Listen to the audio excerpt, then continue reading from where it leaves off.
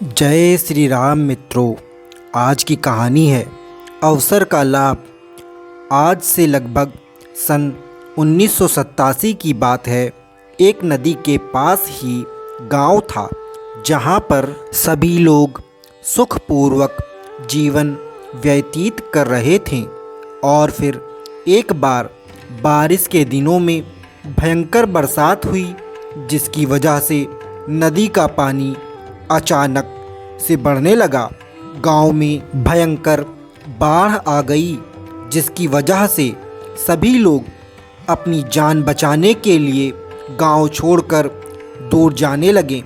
लेकिन गांव का एक व्यक्ति, जिसे ईश्वर पर विश्वास था कि उसे कुछ नहीं होगा, फिर वह अपनी जान बचाने के लिए गांव के मंदिर में चला गया। लेकिन भयंकर बारिश और नदी के बाढ़ के चलते पानी बढ़ता ही जा रहा था, जिससे कुछ लोग गांव वालों की जान बचाने की तलाश में मंदिर में आए और उस व्यक्ति से साथ चलने को कहा। लेकिन उस व्यक्ति ने साथ जाने से इनकार कर दिया और कहा कि वह ईश्वर की शरण में है, उसे कुछ नहीं होगा।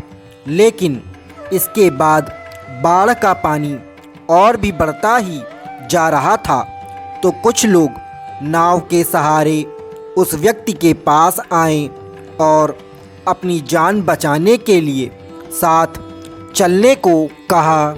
लेकिन इस बार भी वह व्यक्ति साथ जाने से मना कर दिया और कहा कि वह औरों की तरह नहीं है, ईश्वर उसे खुद बचाने आ जाएंगे।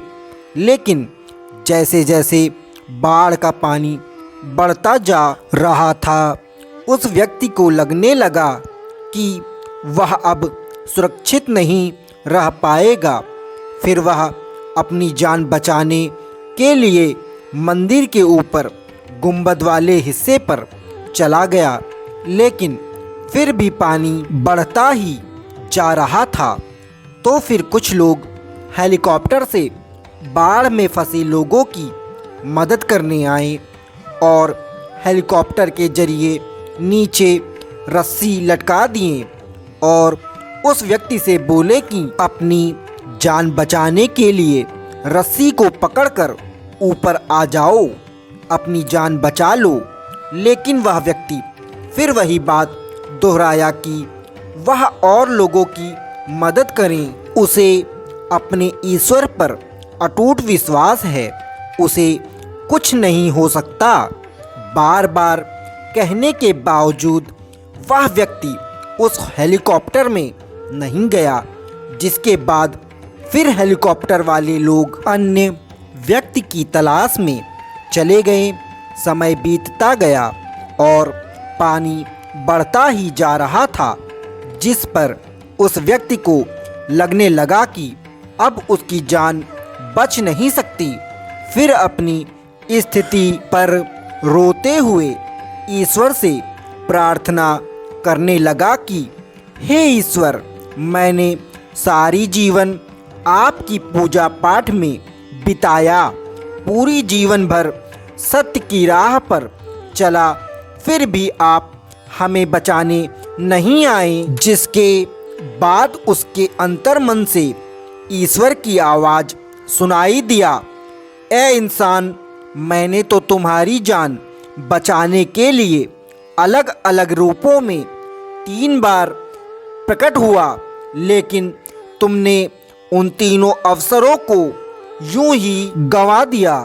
अब तुम्हें इन अवसरों की पहचान नहीं है तो तुम्हारा कुछ भी नहीं हो सकता, इसमें हमारी कोई गलती नहीं है।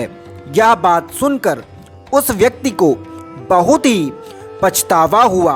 वह ईश्वर के भरोसे मदद की आस में बैठा रहा और ईश्वर ने उसे हर संभव बचाने का अवसर भी दिया।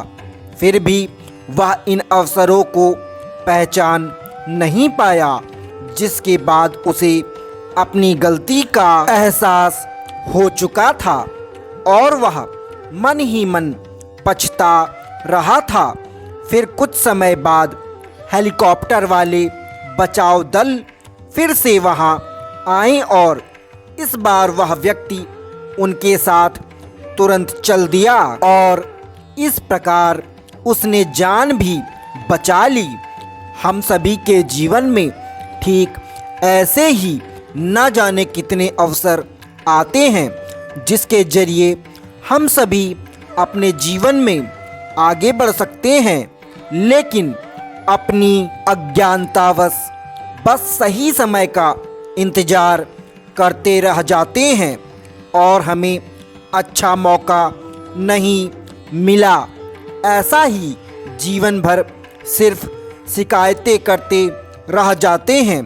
अतः सही अवसर को पहचाने। अतः कभी भी हमें किसी भी चीज़ का दोष दूसरे के सिर पर नहीं डालना चाहिए।